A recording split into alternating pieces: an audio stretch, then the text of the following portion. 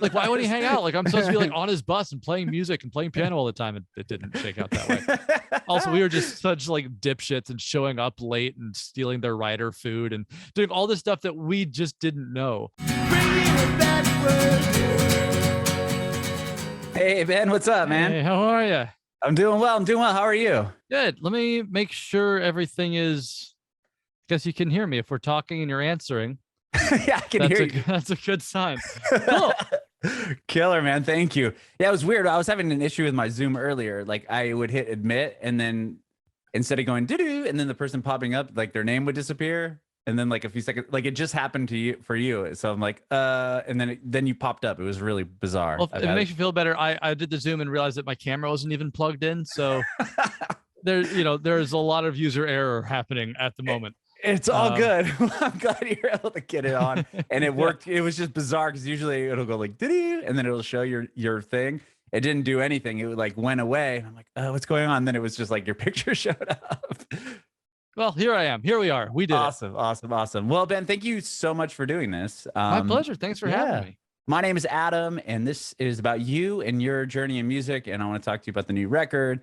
And you guys are doing a big tour coming up, so I'd love to chat about all that. All of it. I'm down to answer any of your hard-hitting questions and some of the soft-hitting ones if you have those too. Whatever you They're like. all pretty much soft-hitting. Okay. I'm just gonna lob Cool. them to you. Great. Where were you born and raised? Born and raised in Louisville, Kentucky. Interesting. Okay. Louisville, if you want to say. I get a Kentucky. lot of hate for that, but for saying it that way. But yeah, born and raised in Louisville, Kentucky. And then went to college in DC, which is how I met the guys. But I'm a Kentucky boy. There you go. I just moved to Nashville about a little over a year ago. Oh yeah, how do you like it? Absolutely love it. The best decision. From LA, from San Diego, pretty much. Okay, cool. Yeah. I lived there. My family and I lived there I lived there my whole life. Basically, I spent 5 years in San Francisco, but other than that, like California is all I know, all my wife knows, all my kids know. And we moved out here about a year and a half or a year and a few months ago, and we absolutely love it. That's awesome. I mean, I have a lot of friends that live in Nashville, obviously from Louisville, right? That went down, but then just people that used to live in New York and LA or in one of these other cities were like, Nashville seems like a cool place. Let's go there. Let's try it out. Yeah, I mean, just being from Kentucky, I mean, you're in what, an hour, maybe a little bit more. Was it like 3 hours? I think it's like 3 hours. Yeah. Oh, from Louisville. I think maybe the border's through. Like an hour or something. I can't remember. I remember just getting to Kentucky fairly quickly. You can get to the boonies pretty quickly, but then it takes a while to get to Louisville. Okay, what was it like growing up there? It's just sort of a regular suburban growing up.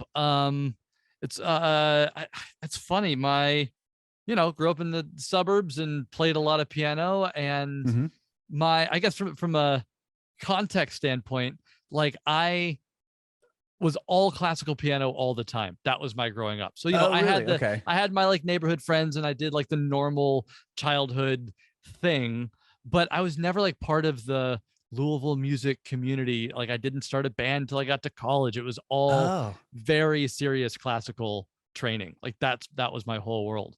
So, I don't have like I think a lot of people grow up in a town and get their first like high school band and play the local shows and do the thing. And I didn't have that experience, but I've played in the concert halls at the University of Louisville, and I've done many a recital. I was going to say, you probably still played, prior to the band, hundreds of shows just in front of it's just a different, vibe. I would imagine. Yeah. Mostly my parents and the parents of other people that are also taking piano lessons.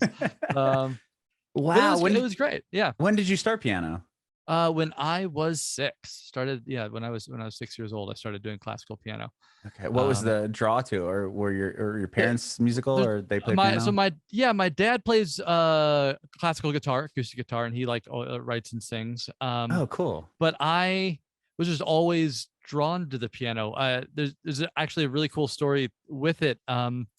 I wanted to take piano, and my parents got me into early music education, kinder music, bunch of kids in a room ringing bells and having a good time. Sure. And I wanted to take piano, and my mom, sort of had this like premonition, so many kids take it when they're young and then they get sick of it, or they have, they turn 13 and everything else is much cooler. And so she made a deal with me when I had just turned 7, and she's like, you can keep taking piano lessons, but you're going to sign a contract that says you're going to keep taking piano lessons until you graduate from high school. Oh, wow. And look, my mom is not like this disciplinarian. She's not a scary person at all, but that it was sort of this like, trying to trick my 6-7-year-old brain into understanding that this is like a big deal. It's a commitment. Because like, what is a commitment to a kid? It's nothing. Right. Because then you could just have the option and be like, I'm done with this. Yeah. And now she has that to kind of hold you accountable. She still has the little piece of paper That's incredible. with my ex on it. So yeah, I started taking lessons, and then it was everything. And I practiced hours a day. And I remember even in middle school, talk about this a lot, because I'm a huge soccer fan. I play soccer all the time now, and I loved it then. But my piano teacher said to me, she's like, you can't do a sport and piano. Piano is your sport. You can't go home and practice 3 hours a day if you're also playing soccer 3 hours a day. So that piano became my sport. So I was doing that 2-3 hours a day instead of being on the soccer team. That's interesting. Yeah. I have a son that's 6, and we got him a drum set in when COVID had first started and everyone was stuck inside, and my son's got all this energy, and he used to play, he plays baseball still, but he was doing this baseball thing that they had to stop doing. So I'm like, okay, we got to get him something to do. And we bought him a electric kit. A friend of mine recommended it. So we got him that to not drive the whole neighborhood wild. But he played it for a bit, and he kind of just wasn't super interested in it until we moved here, and we got him a drum teacher, and now he loves playing. Yeah. But we also have a keyboard, and my older son was taking keyboard lessons on piano, and he just same thing. He just got sick of it. But my younger son will go over there and play a lot more. He's interested in it. So I'm like, I need to get him into lessons. Yeah. But I like that contract thing. Yeah. I mean, it's just give him a choice, and then, have them on, something to sort of show that it's a real thing. It's important, right? It's not just like this thing you do. Because, with sports, you play soccer for a couple months, and you play baseball for a couple months. And that's where he's at right now with baseball. He's in baseball, and then he's kind of interested in basketball, but it's well, I think looking back, my parents didn't have any money when we were young, and so for them, whatever that weekly lesson fee was, that was a lot. So they were they're freaking out too. They were young parents. It's not cheap, and it still is. You know what I mean? The drum teacher makes a good chunk of change. But also, it's kids can't they can't self critique. They can't self discipline. It's like having a teacher, having someone with that accountability. It's huge. And I was very lucky to have amazing teachers all the way through that kept me going. That's so cool. That is so cool. So you were all in on piano and classically trained. So you're learning, I'm sure, crazy scales. Were you writing music at the time, or basically just going off what you were reading? And I started writing when I was 10, 11, 12. And it all came from playing classical music and then starting to improvise off of it, or steal a progression from a Beethoven piece that I liked, and just I was just always trying to figure out what was happening and take it and adapt it and adapt it and adapt it. And it was something my teachers did not like. The classical world is you play what's on the page, you play it. There is a way to play it. There's a way to learn. There's a way to express yourself. There's a way to do it.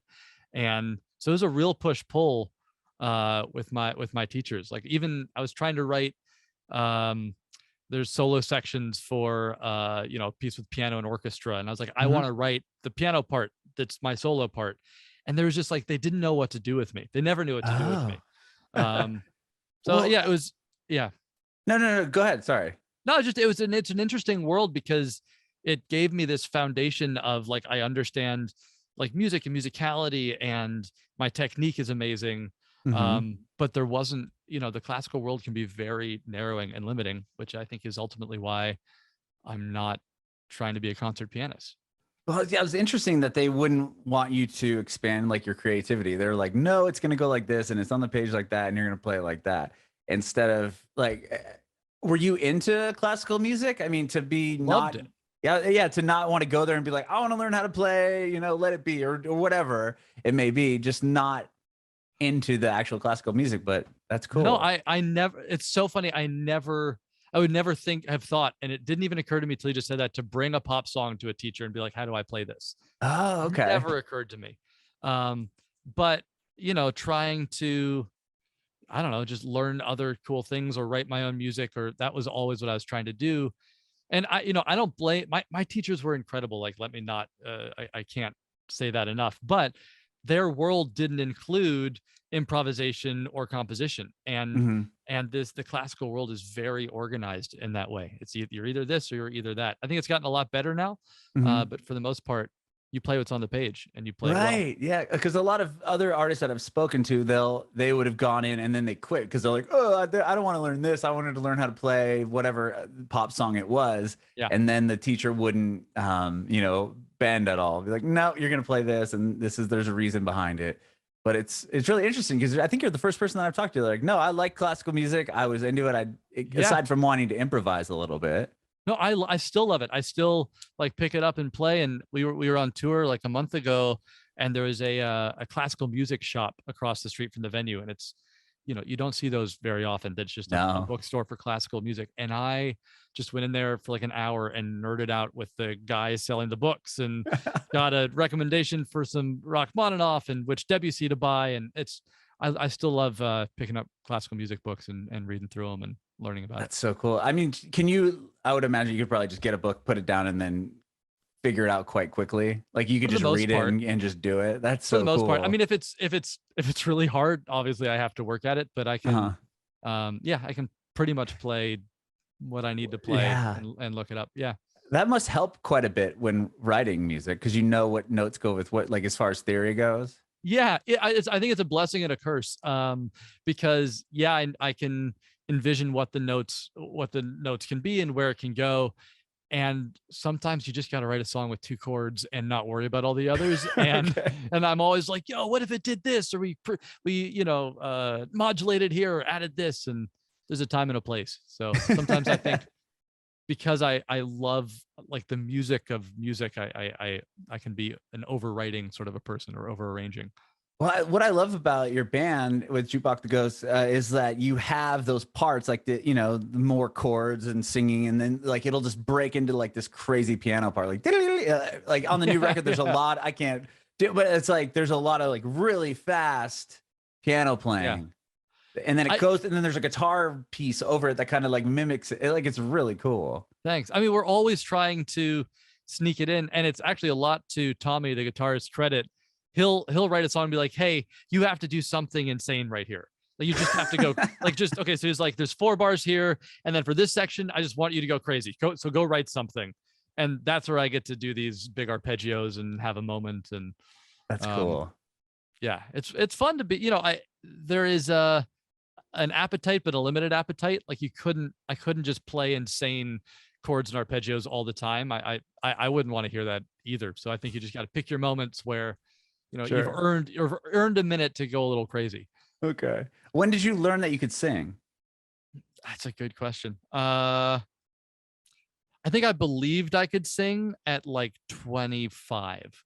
Oh, wow. It took that long. I know that's weird, but yeah, I was a super late bloomer. So like in high school, I didn't get my voice till like the end of my sophomore year. So I joined choir. That was the only like education I got, but my voice was very like, I don't know. It hadn't strengthened yet. It was sort of still whispery or whatever. And when I listened back to our first record, it's like, I don't even recognize that voice. And then something happened around, I don't know, like 24, 25. And I was started to be able to sing what I wanted to sing and what I heard.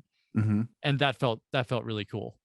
But you were singing in the choir, like growing. It wasn't like you only did piano, and then at one point you're like, "Oh, I should probably, if we're gonna do a band, I should probably learn to." Like, no, I mean, I was always singing, but I wasn't singing in front of people. Oh, okay. So I would sit at the piano and sing, and I'd write songs, and I knew that. I don't know. I just always believed. I think it's like the late bloomer, didn't have friends at the beginning of high school attitude, where I was like, I know that I am more capable or cooler or able to do these things. It's just no one else knows it yet. And I felt that way with singing. I was like, I got to get there, and I got to keep singing, and I got to figure it out. And one day I'll be there. One day I'll be doing this for a living. Yeah.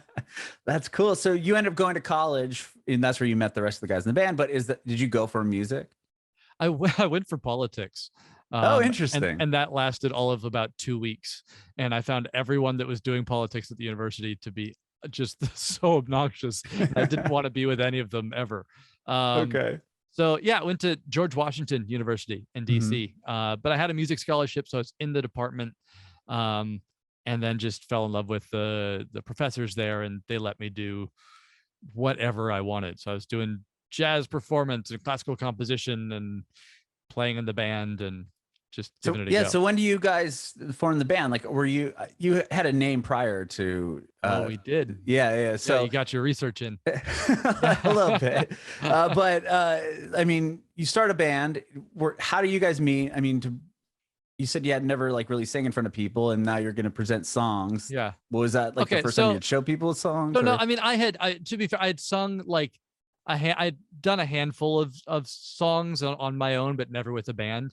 okay, But freshman year, Jesse, who's the drummer in the band, there's a hmm drum kit behind me there. He often plays it.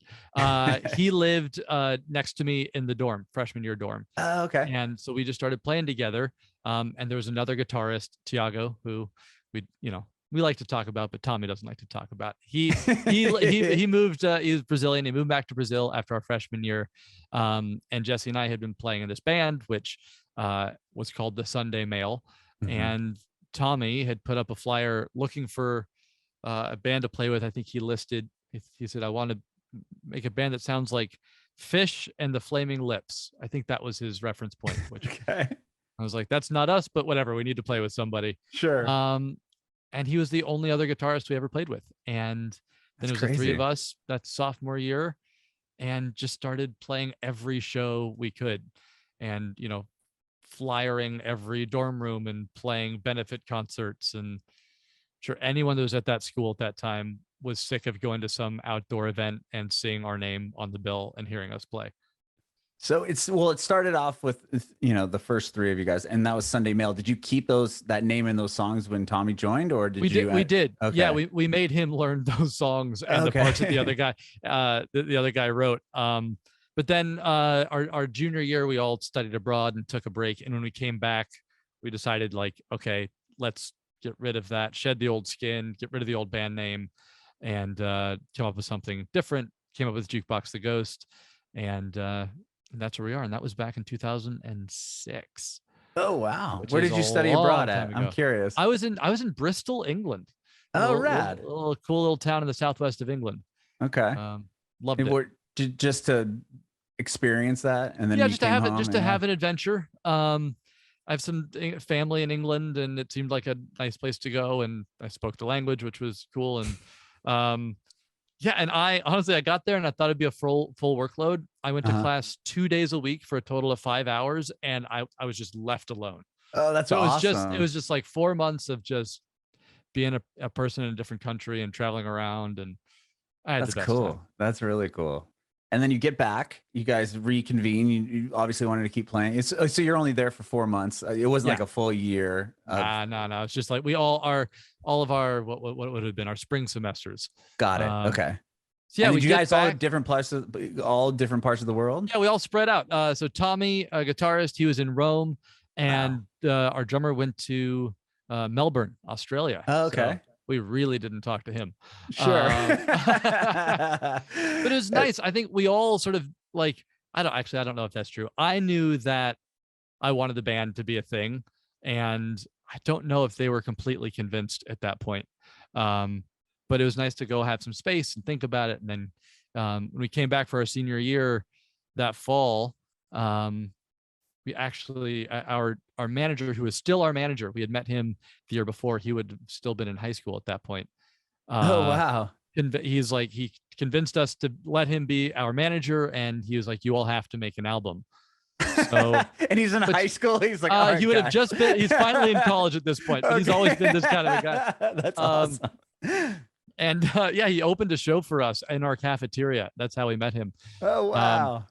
and but yeah, so we made our album over the like Christmas break in Raleigh, North Carolina. I think we did the whole thing in 6 days.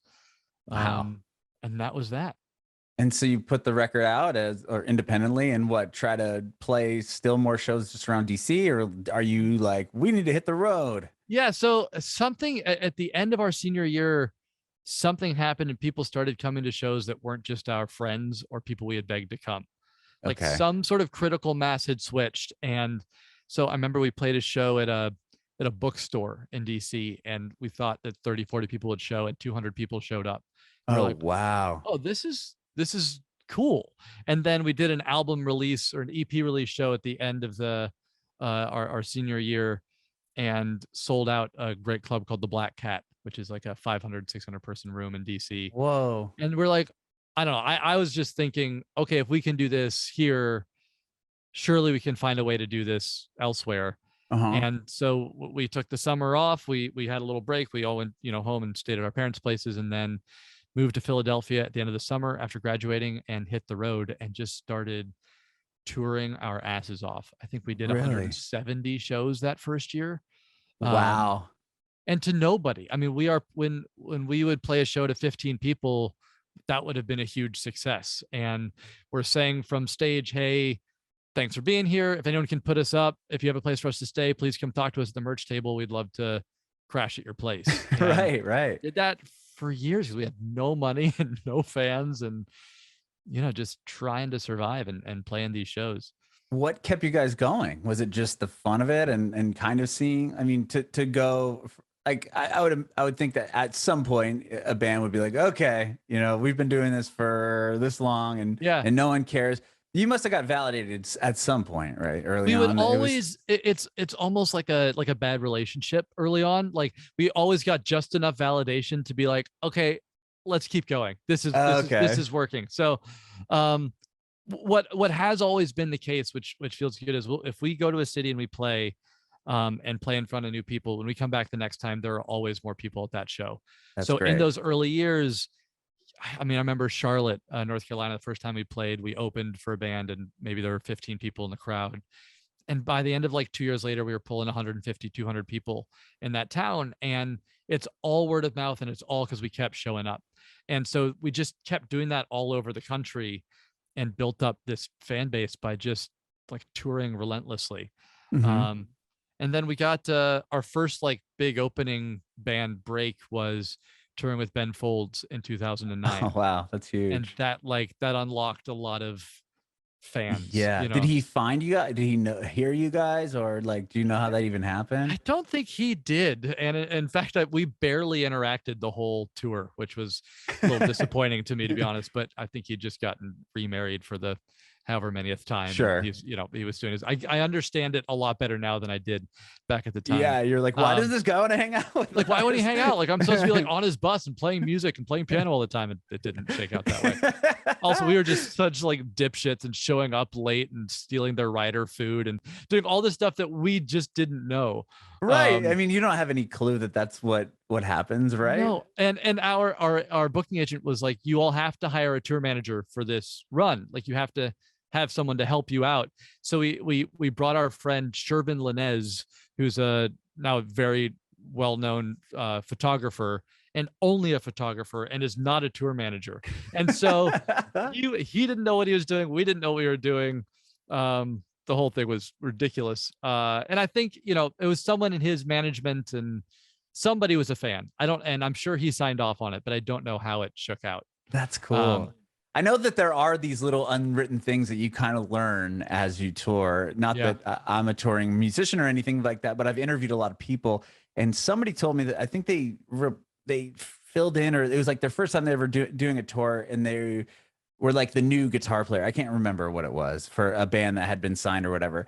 And I guess he said something in the mic about like, I don't know. I can't remember what it was. It was like something along the lines of like, turn up this or blah, blah, blah. And something happened where it was like the singer was like, oh, like you do not, like, almost like a death stare. Like you do not talk to Yeah. the sound guy or something in the middle of the show because it makes it look like you screwed up. It was just this whole thing. Oh yeah. It was something I would have never even thought of. And he was like, I never did it again. there is so much little etiquette like that. There's this language that gets spoken. You're completely right. You know, looking back, I don't know how many faux pas we made on that tour. The big one really was we thought they had left, and so we went and like took their Cliff bars out of their green room, Oh, okay. and I guess someone had went back then to get their food, and it was gone, and someone ratted us out, and their tour manager, it was this crusty old English dude named Ashley, who, and this is a separate anecdote, he had just gotten, he did a lot of country tours, and he said Okay. he just got off tour with this flash in the pan, no talent singer named Taylor Swift. Oh, okay. I'm still holding on to that one. So he called that one incorrectly. Sure. So obviously knew what he anyway, was doing. yeah, knew what he was doing. But anyway, we didn't get a green room for 2 shows after that. They just put us in the kitchen. You put it on punishment. We were being punished. That's so funny. Oh wow. Did you tour, or when you were doing those tours early on, were you playing with like a full piano, like a baby, like were you touring with a piano or a keyboard? No. We were in a minivan still at that point with all the seats out, but our 3. So no, it was just a keyboard with an X stand and a keyboard that a synthesizer that I had stolen from our music department at the university, that was held together by duct tape. That's funny. And did not have a touring case, not have a road case. That's I mean, hilarious. we should not have been let out of the house. We didn't know what we were doing. I only asked that because Andrew McMahon is on your record, who I've had a chance to interview a couple of times. And I remember him telling me when he was doing something corporate, the big thing was that he had to play like a legitimate piano. I think, and maybe not, maybe it was like a stand-up, but it wasn't like but like they would tour and he'd be like lugging this piano like onto a stage in like a dive bar in, Minneapolis or something. And like he would get some looks from these door guys, like, who is this guy? I mean, what a nightmare. So I've always wanted to be able to do that, but it's for those reasons, it's such a pain in the ass that I was like, it's like, hey guys, we're gonna have to get all of the stuff out. We're gonna have to buy a trailer, and we're gonna hire extra crew just so I can have a grand piano on stage, which I absolutely would. It was just so funny. I was like, I gotta ask you, because I knew that he was on your record. So you guys toured with Jack's Mannequin too. So yeah. And it's funny, when we did that tour, we all covered a Zombies tune together. And cool. I was playing piano on that, so he could just like walk up and sing. And he's got a great piano. I'm still jealous of the grand piano he tours with.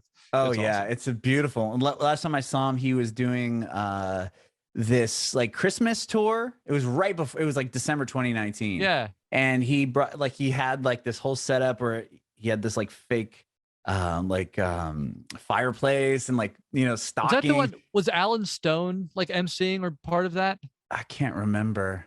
Okay, I don't know if he had an MC. Maybe he did.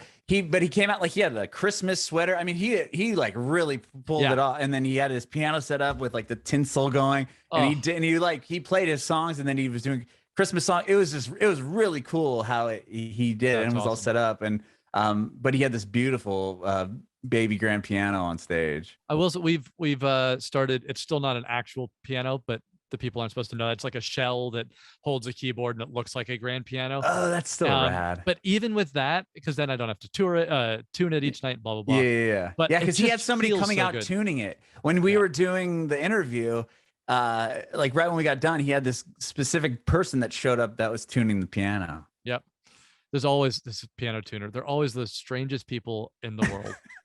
And I think any piano tuner would also say that. They're like lovely and quirky, and I don't know. It's a special breed of human being that tunes a piano.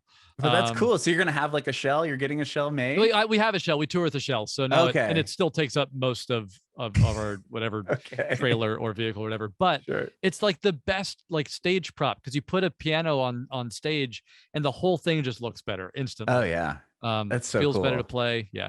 Nice. Well, where were we at? Going back a little bit here. Talking about the first tour.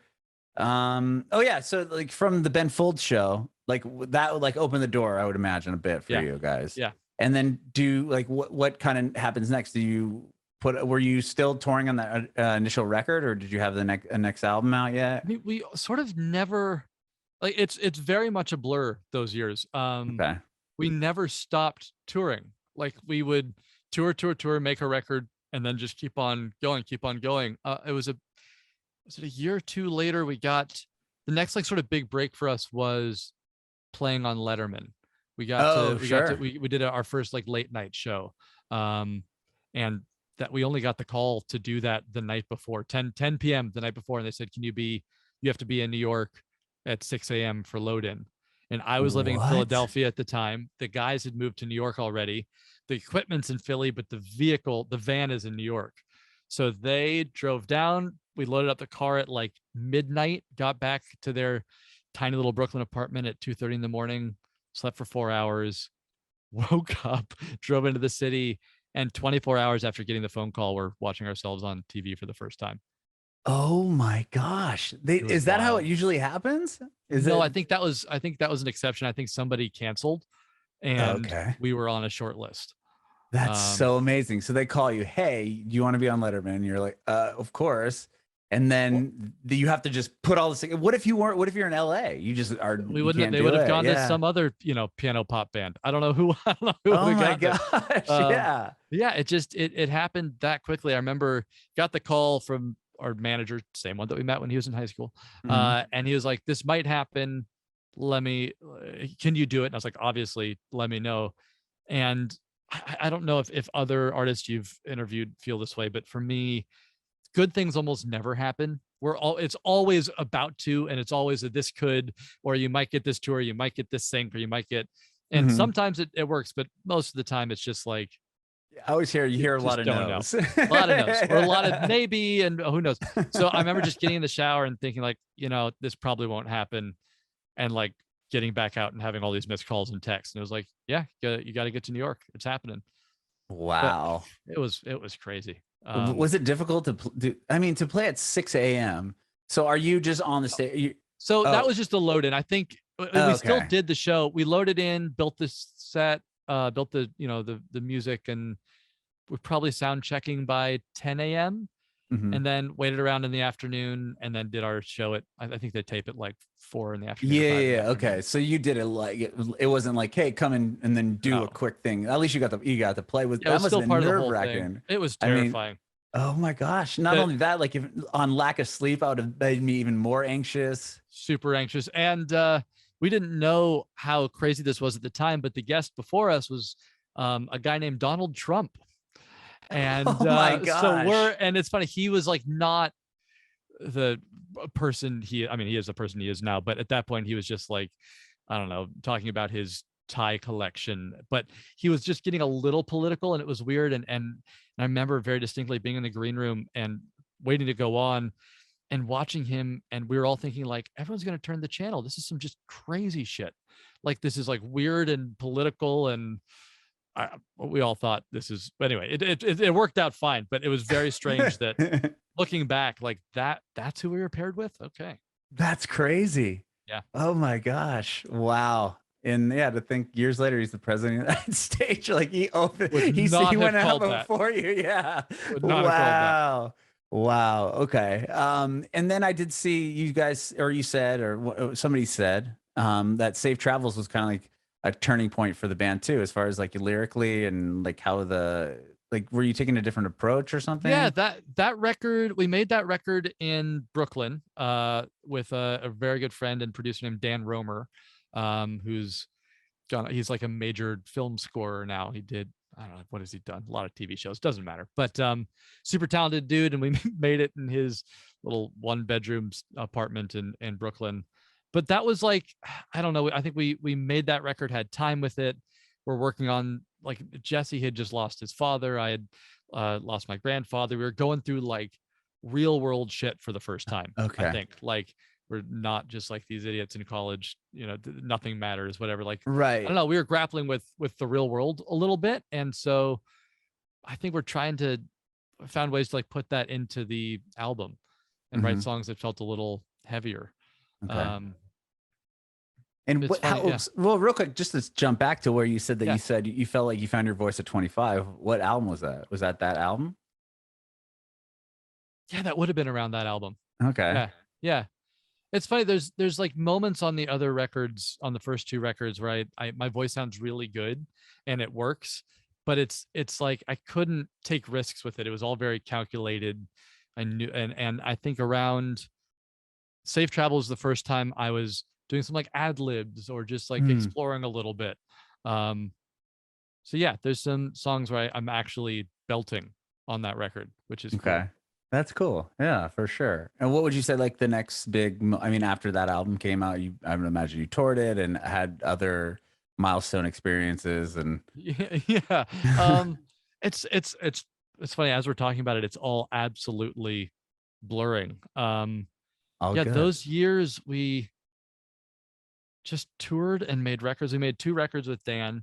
Mm-hmm. The next record we made out in LA, and that record ended up being like that was the first time I was doing like co-writes. It's like writing with other artists, writing with other producers. And that album actually ended up being our first and only album on a major label. Very typical. We released it with an indie, major label bought it, Oh yeah, I think I remember re-released seeing it, something about that. and then dropped us before the next record came out. And it was all this like whirlwind, crazy, totally fine.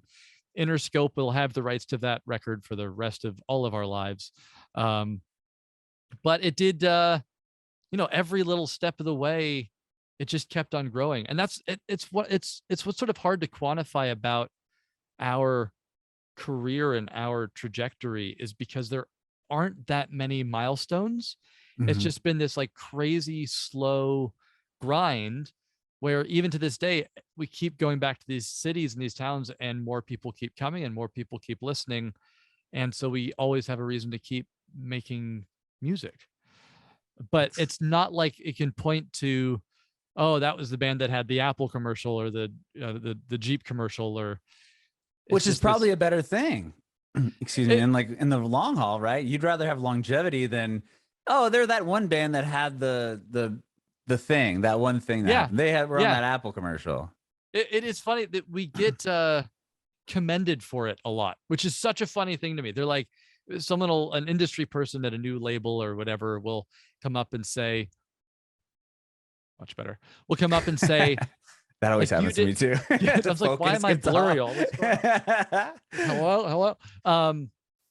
People will come up and say like, why? Let me start over and make it so you can actually edit this into a sentence that makes sense.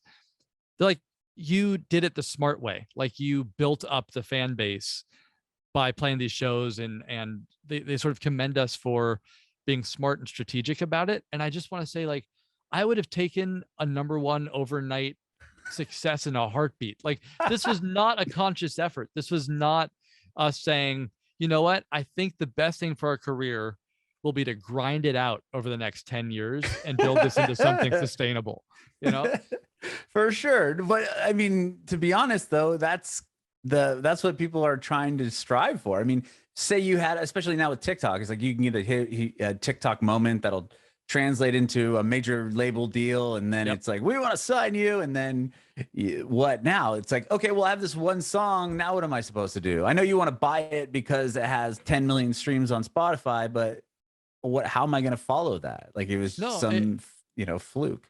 I think it's very hard. I don't know. I don't envy anyone that's trying to break through right now. Because I TikTok and the way the internet has moved, it's sort of been a great equalizer in some ways, but ultimately, like, I don't know how you convert that into real fandom, or where your people are or who's listening. Like, yes, you have direct access, but someone else is in control of that. Like it's funny, I have a relatively robust TikTok at 200,000 followers that I developed by doing like I was doing a bit where I take people's names and I give each note a letter, and I find the melody of their name and improvise a song based off of it. So I've been turning people's names into music, and it blew up and keeps going and does a thing. But it doesn't mean anything. If I use those numbers to try to promote a new song or a record, like there's no guarantee that it'll work. And then people associate me with just doing the names into music. Yeah. That's the TikTok guy that does the names into music. And you're like, well, actually I've had this band that I've been doing for X amount of years. For 47 years. Well, no, that's funny that you say that. Okay, so I interviewed somebody recently. I'm not going to oust them, but basically what happened is they have similar story, signed to a pretty solid indie, does very well on the road, and they had a viral TikTok video with a cover of, I want to say it was an ABBA song, a cover of an ABBA song they did on TikTok. It ends up blowing up. And they get all these emails and direct messages saying, "Hey, like, what's your story? What do you have going on? Like, do you have any original music?" And the girl's like, yeah, I've only been doing this for 10 plus years. Obviously, you didn't dig any like research at all. You're just like, oh, viral moment, came back to her. Let's send her a message to try to get her to sign." So crazy. It's so cheap and fast. And I think what's happened now, and I'm hoping there's some sort of pushback, is that I think the industry is just looking at TikTok to be an answer, to which there isn't an answer. There's never been an answer. There's no, there's never been consensus. There's no way anyone hears a song and knows that it's a hit song. And people are just always looking for something to tell them what's going to work and what's not, because it doesn't matter if you're a label, a publisher, a band, an artist. Like it's scary everything is a risk, and people are all just trying to mitigate risk and figure out what the next surefire thing is. And I don't know. I think maybe it's just perseverance, or for us, it's perseverance. It's the only thing. It's just sticking with it and making music that we believe in. But it's also in the same regard, like the algorithm's going to feed what you're doing that it likes, right? So like they know that the algorithm knows that Ben's going to go on and he's going to play a song and it's going to go off this person's name, and then people are going to like it. But then if you just came in there and you're like, I'm going to play something totally, or you're like, I'm going to do a dance challenge today that has nothing to do with anything you've ever done. Yeah. My guess is the TikTok algorithm is going to be like, what is this? We're just going to bury that because we don't know if it works. They know, and it knows that what you do now works. And that's it. That's it. It's like that only it puts you into this, and I think it puts everybody in this tiny little narrow tunnel, and then you just get stuck in this loop, and it kind of kills creativity, because the whole point of being an artist of any kind is just to be able to like make some crazy shit and see if people like it, and make shit that you like, and not get stuck in like, I don't know, if you write one song that people like, people think they want that song over and over and over again, but it doesn't work that way. You got to branch out. You got to figure out what's next and cool, and what people are going to like and what you like. Yeah. And I think it's hard too for artists to jump from like a platform like TikTok and get people to go over to like leave the app and go onto Spotify and like pre-save a song or stream it there, or like there's not a whole lot of people that are artists that can do that kind of juggle. Yeah. The artist you're touring with does a very good job at that though. Karuk, yeah, she's crushing it. She kills it on. I've interviewed her before. She's really her website is when I saw her website, I was like, this is the funniest thing I've ever seen. Yeah, I don't know if you've been on. And she has like her own game and everything on there. Oh no, like, I haven't dug that far. Oh no, man, I mean, I love her videos. I love her music, and I got to see her open for a band a couple months ago in New York, and she is exactly the same. I think some artists, like, they can hide behind the camera and have a certain thing online. And I was like, oh, you perform exactly like you show up in these videos, and this is awesome. Yeah, that's what she did in the interview too. I was like, this is amazing. But it's like one of those things that she was able to bridge the gap with the TikTok into streams, but not a lot of people are it's hard to pull that off, and then make that into ticket sales, which is a whole nother beast. It's like so many jumps. Many jumps. But the fact that you guys have just done it that way and carried on that way, I mean, that's huge to have that longevity. It's amazing. And we don't take it for granted, because we'll, go to shows and see people that saw us, and they'll come up and find us and say, I saw you at that Ben Folds show in 2009, and I've been following you ever since. And it's not that uncommon to have a story like that with some band we toured with, or some, whatever. And that, being there and playing those shows and getting in front of those fans, it's what keeps us going. And that's the foundation that lets us then take risks and put out the music we want to put out, and make terrible TikToks that'll never go viral, and hope for the best. That's amazing. You said you guys got signed to a major, and then they dropped you after that record. Yeah. Then you're going into off to the races was the next album. Was that hard, like to then face that album, or was it like whatever, that was a thing that happened with the major and it didn't work out, no big deal, let's The way the major move thing forward? shook out was funny because they bought the record that we had already made Uh-huh. and released on an indie. So they re-released a record Mm-hmm. and paid us for the option for the next record, and then dropped us in between, but had already given us the cash for the record. Oh, So that worked we out. made the record with Interscope cash and then released it ourselves. That's So, incredible. which And is then you had a great. huge hit on it too, And we had our to first boot. hit. I know the irony, man. The irony. Oh man. And I will say, that is, I think by most band standards, we had a hit on the last record. It's called Everybody's Lonely, and it did well at alternative radio. I mean, it's a hit by our standards. I don't think it is by a lot of people, but we cracked top 20 at alternative radio, and we made fans through that and through radio station play and radio station shows. And that was not something we'd experienced before. And it was really cool to feel and see like the power of like terrestrial radio still having some oomph. I guess to go back, you had a record, went out on the major, they give you a check to do another record, then you get dropped. So you have a chance at this next record. Basically, they fund it, but you get to release it, and then it has a hit on the radio. How did that change? Did that elevate your career, having that song do well on alternative radio? Yeah, it I think it got us in front of a whole different type of audience. Not just the concert goers who are into checking out the opening band, which Mm-hmm. has, been our bread and butter. So we were getting just a bigger range of people. You get a lot of like more teenagers, more just people that like listen to the radio, that drive around hanging out in the suburbs. And I think, it all sort of feeds itself. So it gets on the radio, we start getting more playlisting. We see ourselves in the at the Planet Fitness on the TV and go tell the guy at the front desk, hey, that's us, who doesn't give two shits, That's so stuff like rad. that. Yeah. So, it's just every little success like that opens more doors. We were doing more festivals and alternative radio station outdoor concerts and all these like cool things that got us in front of new people. Mm-hmm. And anytime we can get an influx of people coming to the shows, because we really believe if we can get people to a show, they're going to keep coming back, because the live show is really that's our sell. That's our ultimate sell. Sure. And that record came out like it was like around 2018, right? 2018, 2019, when the song starts doing well. Yeah, that sounds right. So It must have been like you had this momentum going, right? And you're like, all right, rad, this is awesome. We're on terrestrial radio, we're kind of the next level up. And then the pandemic hits. Like, were you in the midst of a tour when that happened? Like, how did obviously it affected everybody, but where were you guys when that happened? Yeah, we were about to start making our next record. Okay. We had actually made the decision for this record not to work with a producer in another studio, but to build out our own studio.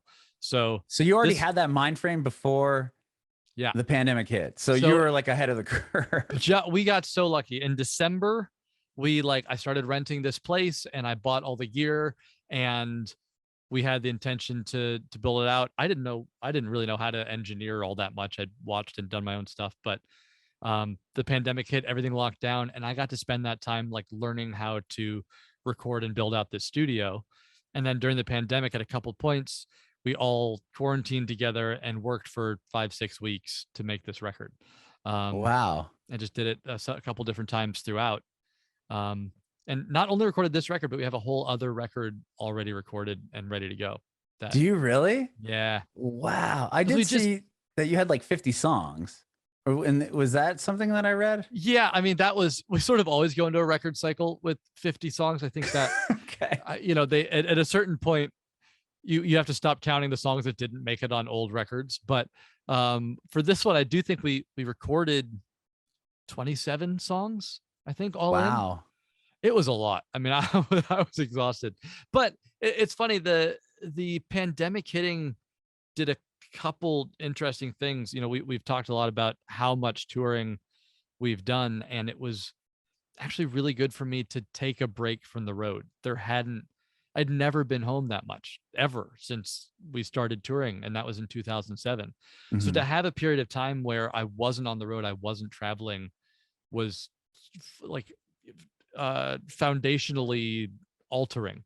I was like, oh, this is a different way of existing. I can like build a routine. I can take some more risks. I can work on some projects that I wouldn't otherwise be able to work on. And we can spend time on this record just working on songs that if we were paying $1,000 a day to be with a producer in a studio or whatever it is, we'd Mm-hmm. never take the risk on. So we ended up with some songs that are like weirder, cooler, more complex than I think we would have if we had done the record in the way we'd done them in the past.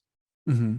I love the album, man, from start to finish. You put it on, and I feel like I should be like showing up to like in a theater to like some Broadway show. Like it's just like it's like big, like it's like yeah, it just has this vibe that like right when you turn it on, you're like, wow, like I could see this being like a musical or not a musical, like a I don't know, some theatrical show that's going to accompany this because it's just that big of a sound.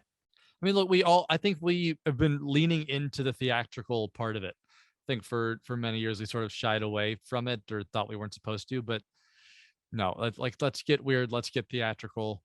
I've actually started writing for musical theater. I have a couple musical theater projects in the works outside of the band. Like, oh wow, I'm into it. Let's go. Let's see what happens. You know? Yeah, because it's big. It sounds big right out the bat, and then like I said, it has a lot of technical piano playing in it, but like big vocal parts and big singing parts. And it's just such a cool, and not all of it's like all the songs kind of sound a bit different.